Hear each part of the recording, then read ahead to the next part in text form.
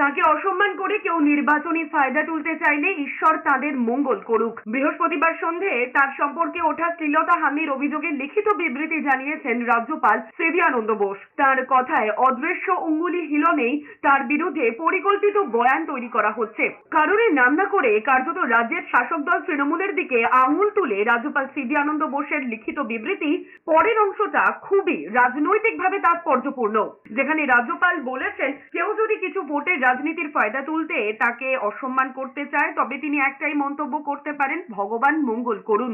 একই সঙ্গে রাজ্যপাল সিভি আনন্দ বোস জানিয়ে দিয়েছেন এসব করে তাকে পশ্চিমবঙ্গের সীমাহীন দুর্নীতি এবং সন্ত্রাসের বিরুদ্ধে লড়াইয়ে বিরত করা যাবে না। তিনি সত্যের পথে আছেন এবং সেই লড়াই চালিয়ে যাবেন।